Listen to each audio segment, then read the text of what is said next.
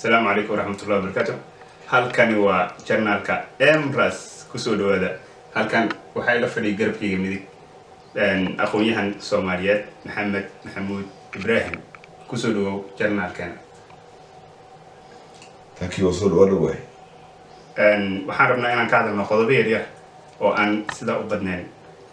su-aasheedu ugu horeyso maadaama aad tahay aqoonyahan ka soo jeedo gobolka Hiiraan, maxaa sababay dib u dhaca ku imaan karo gobolka Hiiraan haddii aan ku sii carabaabo dhanka siyaasadda, dhaqaalaha, waxbarasho la'aanta, ganacsiga, maxaa isleedahay uu sababi karaa arrimaha noocaas ah?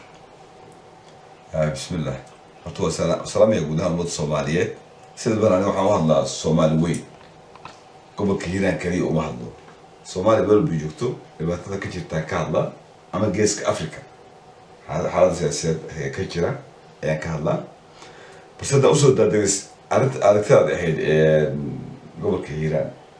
gobolka Hiiraan waa gobolka kaliya ee maaragtay magaalada Muqdisho la tartamay caasimad ahaan in laga dhigo caasimad beledweyne in laga dhigo magaalada Muqdisho. waxaa loo tartamay labadaas. waxaa qaaday cod ku qaaday magaalada Muqdisho. beledweyne waa caasimada qadiimi ah, waa caasimada koowaad ee ummadda Soomaaliyeed gumaystihii berigu jiray. صح waan ognahay inay taariikhyo badan leedahay ay in xusub mudan tahay, laakiin hadda qodobada aan hadda ku weydiiyey maxaa sababi karo Hiiraan, waxaan ka hadlaynaa hadda inta kale usoo laabanaynaa Soomaalida iyo wixii kaleeto ka dhaco meelaha kaleeto, laakiin hadda barnaamijkeena wuxuu ku saabsan yahay Hiiraan. waxaan dul taaganahay qodobka Hiiraan. maxaa sababi karo markasto aan kugu celiyaa su-aasheeda kale, maxaa sababi karo su-aasha ay tahay fatahaadda aan kaaga bilaabay hadda oo soo laabata markasto. fatahaadaha iyo colaadaha ka yimaado gobolka Hiiraan ku yimaado iyo maaragtay arrimo kale oo aad u fara badan waxaa sababo dadka maanta hogaaminaya oon lahayn aqoonteedi ama aragtiyadoodii maaragtay aysan fogeyn. caasimadan ama magaalada beledweyne waa gobol aada u ballaaran saan kuu sheegay. waxay u baahan tahay dad aqoon u leh iyo karti iyo inay hogaamiyaan, aragti fogna leh. haddii taas la helo waxay noqon lahayd gobolka kaliya ugu maaragtay ugu barwaaqada badan, ugu soo waxsoosaarka badan. marka Hiiraan weli ma u sahlin dadkii ehelka u ahay ama maamulkeeda sixi lahay war u qaban lahay weli ma sahlin. okay marwa carabaabi kartaa waxaa isleedahay hadda dad waxaa hayo siyaasadda hadda Hiiraan dad fiican ahayo, maxaad ku eedeynaysaa in waxbarashada ay ka liidato dadka hadda oo gobolka Hiiraan maamulkeeda, maxaa ku eedeyn kartaa? markii bulshada ay wax dhisanayaan waxa fiican iyaga ka timaado. bulsho maamulkeeda laga soo magacaabayo degmada Shabeelle uusan niman aqoon u lahayn dadku magacaabayo soo magacaabayo horumar ma keenayso. dadku way ka dhex yimaadeen bulshada is doortaan. taas ayaana Hiiraan ay ku noqon kartaa hiiraanteedii hore ama Hiiraan saxa.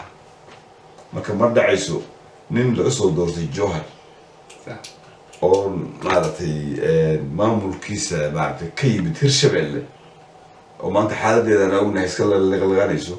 Hiiraan aysan raalliba ka ahayn dadka laga keenayo maamulka Hirshabeelle. dadka reer raalli ka maabarnaba. weli shacabka codkooda ma la dhageystay oo shacabku ma isku dayeen in ay wax doortaan? haddii aad hadda ku carabaabay in degmo wax laga soo dooranayo, marka maxaa diiday tusaale ahaan hadda Buuliburte iyo Beledweyne dadka jooga inay isku xirmaan ay wax wada doortaan inkastoo laba degmo ay kala yihiin? shacabka Hiiraan aan ku sheego, shacabka Hiiraan magaalada Jowhar ayaa si jajuuba loo geeyay. kuma la xildhibaano awood leh, kuma la wasiiro, kuma la dad maaragtay siyaasadda matala oo dhab ah oo maaragtay reer ka socdo. marka ilaa laga hela reer Hiiraan sax ah iyo doorasho awood qayb sax ah oo Hirshabeelle ah, reer Hiiraan marnaba raalli kama noqonaya. maamul walbo la keeno maamulka Hirshabeelle kama noqon doonaan. okay maadaama maamulkii wax oon qaban karin dhanka dhaqaalaha marka shacabkii isku dayeen inay wax qabtaan ay wax isku qabsadaan nafsadooda wax u qabtaan ay dhaqaalaha horumariyaan deegaanka horumariyaan fatahaadaha ay ka hortagaan fatahaadahan waxaa looga hortagi karaa in la dhiso webiga markasta soo dudumayo oo haddii webigaas la dhisane waxay noqon kartaa wax qurux badan sanadka dambena ma laga yaabi karo inay soo fataho webigaas maxay kula tahay ra'yigaas webigan iyo biibaxdan dowladda weligeed qaban jirtay dowladda ahaa jirtay shacabku canshuur baa laga qaadaa lacagahoodina dad baa farqaha ku shubto hirshabelle la yidhahdo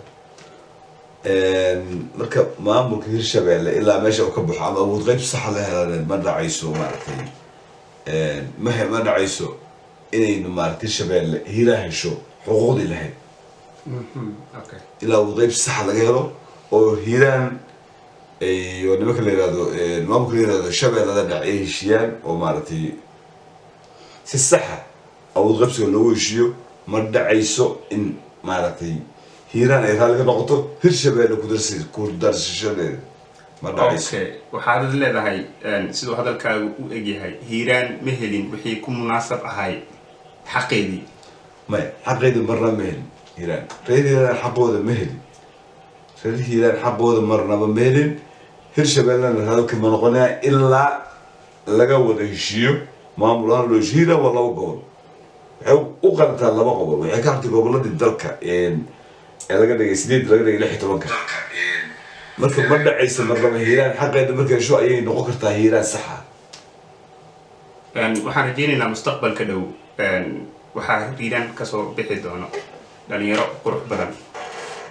qurux badanaa kasoo horbixi doono oo hiiraan gacanta ku qaba doono sidaan hadda wada ognahay dhalinyaro waxaa jirto aqoon leh oo usoo shaqaysanayo gobolkooda marka mustaqbalka dhow insha Allah waxay noqon doontaa hiiraantii la yaqaanay iyo wixii fiicnaay oo laga sugaay marka insha Allah Maxamed waa maasanta su-aasha intaan soo gabagabeeya rabaa raalligaaw inta hiiraan maamulkeedu hirshabelle ka imaanayo hiiraan fiican ma la sugayo waana shacabka ummadda soomaalida kasoo horjeedaan shacabka reer hiiraan marnaba raalli kama noqonaya in hiiraan looga soo magacaabo maamulkeeda magaalada jowhar waana ku salaamaya waa maasantahay halkaasna waxaan kusoo gabagabeynaynaa barnaamijkeenii aan kaga hadlaynay siyaasadda yare ee gobolka hiiraan marka waxaa ila fadhiyay garabkeyga midig fadhiyo maxamed maxamuud ibraahim ugu magac dheer maxamed daad marka aad iyo aad umahadsan tahay waqtigaaga quruxda badan adiga asxaabta maasantiin oo ugu mahad celinaya sida maaragtay sharafsooda igu yeerteen aad baad umahadsantihiin waxaa gadaasha taagan kaamiramanka maxamuud raas maxamuud waad mahadsantahay adigana